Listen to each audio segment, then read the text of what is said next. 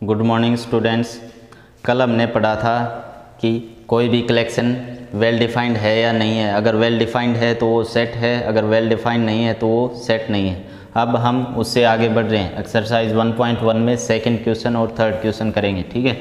अब जो सेट हमने कल कलेक्शन को जो सेट बनाया था उसको लिखने के कौन कौन से तरीके हैं। एक दो तरीके हैं, एक तो रोस्टर फॉर्म है, दूसरी सेट बिल्डर फॉर्म है। अब रोस्टर फॉर्म में क्या होगा कि जो भी सेट है उसमें जो भी एलिमेंट्स है उनको हम कॉमा वाइज डिस्ट्रीब्यूट करेंगे। जैसे ए सेट मान लिया कि सेट ऑफ नेचुरल नंबर्स, तो नेचुरल नंबर्स कौन से होंगे 1 2 3 4 अप टू इन्फिनिटी। तो अगर रोस्टर फॉर्म में हम एलिमेंट्स को लिस्ट करेंगे, कॉमा से लिस्ट करते जाएंगे, ठीक है। दूसरी फॉर्म आती है सेट को लिखने की, सेट बिल्डर फॉर्म। इस फॉर्म में हम अल्फ़ाबेट का यूज करेंगे, उस कलेक्शन को एक लाइन में बाउंड करेंगे। एक लाइन में कैसे बाउंड करेंगे, हम नेचुरल नंबर को अल्फ़ाबेटिकली कैसे लिख सकते हैं।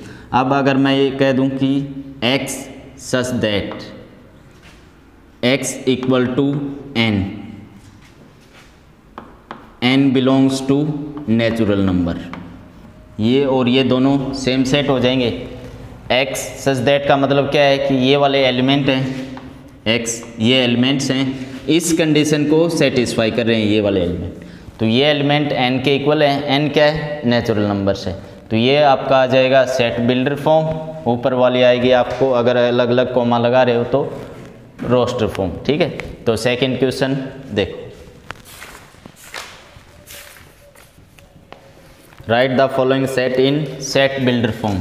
सेट बिल्डर फॉर्म इस फॉर्म में लिखना है, ठीक है। सेट बिल्डर फॉर्म में लिखना है, इस फॉर्म में हमें क्वेश्चन मिलेंगे। Second question first part. Question ये है कि set the following, right the following sets in set builder form. Set builder form में लिखना है। फर्स्ट क्वेश्चन देखिए, सेकंड क्वेश्चन का फर्स्ट पार्ट 2 4 6 8 2 पढ़ते जाए। अब देखो हमने इस टाइप में लिखना है। इस टाइप में कैसे लिखेंगे, x such that x equal to, अब ये देखो 2 है, फिर 4 है, 6 है, 8 है, x इक्वल टू 2n। अब n को यहाँ पर 1 पुट करो, 1 पुट किया 2 आ गया, 2 पुट करो 4 आ गया, 3 पुट करो 2 इंटू 3 6 आ गया, n की जगह 4 पुट करो 2 इंटू 4 8 आ गया। ऐसे नंबर आते जाए तो हम n क्या ले रहे हैं, नेचुरल नंबर्स। ये आपका आ जाएगा set builder form. x such that x equal to 2n, ये n की वैल्यूज़ पुट करके देख लेना, एग्जैक्ट ये बनेगा। अगर इसको वापस इस फॉर्म में लिखोगे तो कैसे लिखोगे, x इक्वल टू 2n, ये वाले एलिमेंट हैं, इस कंडीशन को सेटिस्फाई कर रहे हैं। तो n की जगह 1 पुट करो, n नेचुरल नंबर्स है तो n की जगह 1 पुट किया 2 आ गया, n की जगह 2 पुट किया 2 इंटू 2 4 आ गया, n की जगह 3 पुट किया 2 इंटू 3 6 आ गया। ऐसे ये आ जाएगा, ठीक है। तो ये आपकी है रोस्टर फॉर्म, ये आ गई आपकी सेट बिल्डर फॉर्म, ठीक। सेकंड पार्ट देखिए, 6 10 14 6 10 14 18, ये अब देखो x such that x equal 6 है, फिर 4 ऐड किया 10 आए, फिर 14 है, फिर 18 है, 10 6 10 14 18। अगर हम इसको लिखें 4n प्लस 2, n को 1 ले लो, n को 1 लिया, 4 प्लस 2 6, n को 2 लिया, 4 इंटू 2 8, 8 प्लस 2 10, n को हम ले रहे 1 2, फिर n को लिया 3 लिया तो कितना है 4 इंटू 3 12 प्लस 2 14, 3 लिया, n को 4 ले लो, 4 इंटू 4 प्लस 2 16 प्लस 2 18, ये आ गया। अब और लेंगे तो इससे बाहर चलाया जाएगा, n को हम ये ले सकते हैं। अब इसको और लिखो, x such that x equal to 4n plus 2, n belongs to natural numbers. ये नेचुरल नंबर है और कहाँ से कहाँ तक है, 1 से लेके n less than equal to 4, ये आ जाएगा आपका set builder form. x equal to 4n+2, n natural numbers और n 1 से लेके 4 तक है, ठीक है। ये सेकंड पार्ट। 0, 3, 6, 9, 12 third part. 0, 3, 6, 9, 12। अब देखो x such that x equal to, अब देखो 3 है फिर 6 है, तो ये क्या आते जा रहे हैं 3 के मल्टीपल। 3 के मल्टीपल कैसे लिखेंगे 3 × n। अब n को अगर हमने 1 लिया 3 आ गया, 2 लिया 6 आ गया, 3 लिया 9 आ गया, 4 लिया 12 आ गया, ऐसे बढ़ते जाएंगे। और 0 कैसे आएगा, अगर हम n belongs to all numbers कर दें तब आ जाएगा। अब अगर n को 0 लिया है या है, n को नेचुरल लेते जाएंगे तो ये आ जाएगा। तो ये आपका आ जाएगा सेट बिल्डर फॉर्म, क्या आ जाएगी x such that x equal to 3n, n belongs to all numbers, ठीक। फोर्थ पार्ट देखिए 1/4, 1/8, 1/16, 1/4, 1/8, 1/16, 1/32, ठीक है। हर क्वेश्चन में एक पैटर्न फॉलो करता है। इसमें 2, 4, 6, 8 आ रहा था, 2n आ गया। इसमें हमने चेक किया कि इस टाइप का पैटर्न फॉलो कर रहा है। इसमें 3 के मल्टीपल चल रहे हैं तो 3n लिख दिया।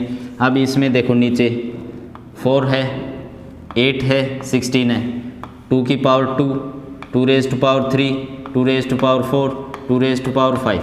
तो हम इसको ये लिख सकते हैं x such that x equal to 2 raise to power n। अब n क्या है 2, 3, 4, 5,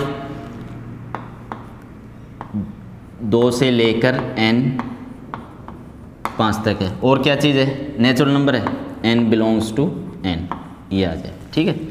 यहाँ पर 4, 8, 16, 32 था, 2 की पावर चल रही है तो x को लिख दिया 2 raise to power n। n की वैल्यू 2 से लेके 5 तक है और n की वैल्यू क्या है नेचुरल नंबर्स है, तो n बिलोंग्स टू n आ जाए, ठीक। फिफ्थ पार्ट देखो इसमें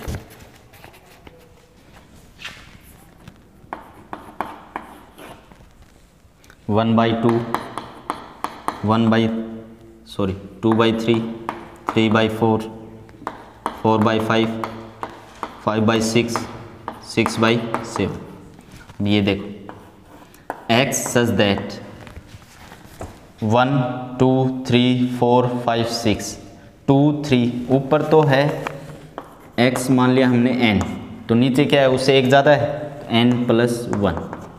अगर यहाँ पर n को 1 लिया तो 1/2 हो गया, यहाँ पर n को 2 लिया तो ऊपर आ जाएगा 2, नीचे 2 + 1 3 आ गया। यहाँ पर n को 3 लिया, ऊपर 3 नीचे 4, ऐसे ही यहाँ तक आ जाएंगे। लिखो n belongs to natural number, n natural numbers में बिलोंग करता है, ठीक है। अब n की वैल्यू कहाँ से कहाँ तक है 1 से लेके 6 तक, 1 से लेके n 6 तक आए, ये आ जाएगी आपकी सेट बिल्डर फॉर्म, ठीक है। 2 फॉर्म है, roster form, set builder form. Roster form से हमने सेट बिल्डर फॉर्म में चेंज किया है।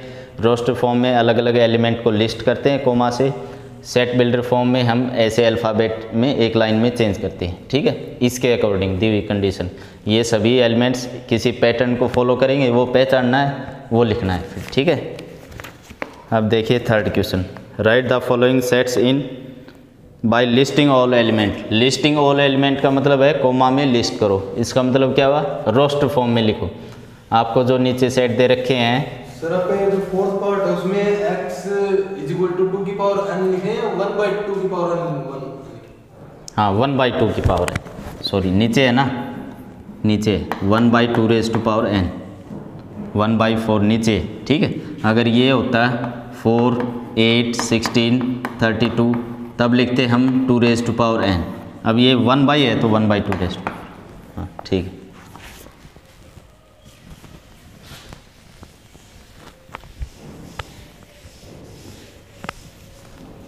अब देखो third question, write the following set by listing all element. Elements को लिस्ट करना है, रोस्टर फॉर्म में चेंज करना है। थर्ड क्वेश्चन फर्स्ट पार्ट देखिए,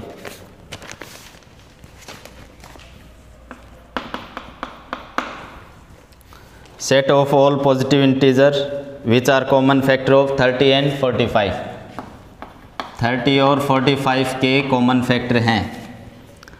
set of all positive integers which are common factor of common factors of 30 and 45। ये आपका set दे रखा है, ठीक। इसके कॉमन फैक्टर बताने हैं। पहले 30 का 30 के फैक्टर निकालो। 1, जो नंबर इसको डिवाइड करते हैं 30 को, वो इसके फैक्टर होते हैं। 2 भी डिवाइड करता है, फिर 3 करता है, फिर 5, फिर 10, फिर 15, नेक्स्ट 30, ठीक है। 1 डिवाइड करता है, 2 करता है, 3 करता है, 5, 10, 15, 30। नेक्स्ट 45 के 2 नहीं करता, 1 करता है ये, फिर 3, उसके बाद 5, फिर 6 भी नहीं करेगा, 7 नहीं करेगा। एक काम करो, ऐसे निकाल लिया करो, इसके फैक्टर निकालने हों सबसे पहले छोटे नंबर से डिवाइड करके देखा करो। 2 से नहीं होता है, 3 से होगा, 15 आ जाएगा। फिर नेक्स्ट 3 से फिर कर लो, 5 आ गया। अब पहला फैक्टर 3, फिर दूसरा 5 हो गया, फिर 3 और 3 की मल्टीप्लाई 9 हो गया, फिर 3 और 5 की मल्टीप्लाई 15 हो गया, फिर इन तीनों की मल्टीप्लाई 45 हो जाए, ठीक। अब कॉमन फैक्टर ऑफ 30 एंड 45। 30 और 45 के कॉमन फैक्टर बताने हैं। अब 30 और 45 के इनमें कॉमन फैक्टर देखो, 1 है, 3 है, 1 लिखो, 3 लिखो, 5 लिखो, फिर 15, ये आ जाएगा, ठीक है। हमने लिस्ट करना है, एलिमेंट को कोमा से अलग अलग लिस्ट करना है, रोस्टर फॉर्म में लिखना है, ठीक है। 1, 3, 5, 15। Second, set of all prime numbers which are even. Second part, set of all prime numbers which are even. अब देखो, प्राइम नंबर्स क्या होते हैं? जो सिर्फ खुद से और 1 से डिवाइड होते हों, तो प्राइम नंबर्स होते हैं 2, 3, 5, 7, 11, 13। अब इवन, इनमें से इवन कौन सा है? सिर्फ 2 है, तो ये क्या आ जाएगा? 2, ठीक है। तो 2 ये ऐसा प्राइम नंबर है जो इवन है, बाकी सभी ओड होते हैं, ठीक है। तो ये बात भी अच्छे से ध्यान रखो। थर्ड पार्ट देखिए, x such that x square equal to 4। x such that x square equal to 4 and comma x equal to 3। अब देखिए, पिछले क्वेश्चन में हमने बताया था कि ये वाले एलिमेंट हैं, इस कंडीशन को सेटिस्फाई करते हैं। तो ये एलिमेंट है, इन दोनों कंडीशन को सेटिस्फाई करेंगे। अब यहाँ से x की वैल्यू क्या आएगी? +-2। यहाँ से x की वैल्यू क्या आएगी? 3। तो इनमें कोई भी कॉमन नहीं आया ना। इसने कहा है कि वो सारे x जो इस इक्वेशन और इस इक्वेशन को सेटिस्फाई करते हो। अब इसने x की वैल्यू यहाँ पर 3 पुट करोगे, 3 का स्क्वायर 9 इक्वल टू 4 इक्वल होता नहीं है, तो यहाँ से क्या आएगा? x की कोई भी वैल्यू इन दोनों इक्वेशन को एक साथ सेटिस्फाई नहीं करती है। इसने ये कहा कि यहाँ से x की वैल्यू 3 लेनी है, और अगर 3 इसमें पुट कर रहे हो, अगर इक्वल आती है तब तो ये 3 आ जाता, लेकिन इन दोनों इक्वेशन को कोई भी ऐसा एलिमेंट नहीं है जो सेटिस्फाई करेगा। तो यहाँ से क्या आ जाएगा आपका? Phi set. अब फाई सेट को समझो, किसी सेट में, किसी भी सेट में अगर एक भी एलिमेंट नहीं हो तो उसको बोलेंगे एम्प्टी सेट, खाली सेट, नल सेट बोल सकते हैं, और फाई से डिनोट करते हैं। अगर कोई एम्प्टी सेट हो उसको फाई से डिनोट करोगे तो इसका मतलब ये हो जाएगा कि वो एम्प्टी सेट है, ठीक है। तो फाई का मतलब समझ गए, एम्प्टी सेट को हम फाई से डिनोट करेंगे। एम्प्टी सेट का मतलब उस सेट में एक भी एलिमेंट नहीं होना, बिल्कुल नल एलिमेंट, नल सेट को एम्प्टी सेट बोलेंगे, ठीक है। सेकंड है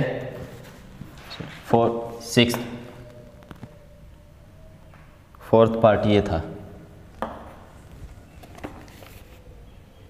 सॉरी थर्ड था ये, फोर्थ देखो, x such that x belongs to R, x square equal to 9, 2x equal to 4। ये एलिमेंट हैं, इस कंडीशन को और इस कंडीशन को सेटिस्फाई करते हैं। x रियल नंबर्स हैं, यहाँ से x स्क्वेयर, यहाँ से x की वैल्यू क्या आ गई 2, उधर जाकर डिवाइड हो गया 4/2, 2 आ गया। अब ये 2 इसको सेटिस्फाई नहीं करता है, तो यहाँ से भी x की कोई वैल्यू नहीं आई जो इन दोनों इक्वेशन को एक साथ सेटिस्फाई करे, तो यहाँ से भी ये क्या आ जाएगा 5 set, empty set, fourth part. अगर किसी सेट में फाइनाइट एलिमेंट हो फाइनाइट सेट, इनफाइनाइट एलिमेंट हो इनफाइनाइट सेट, और अगर एक भी एलिमेंट नहीं हो तो नल सेट, एम्प्टी सेट और 5 सेट। ठीक है, आज के लिए बस इतना ही, कल फिर से कंटिन्यू करेंगे। Thank you.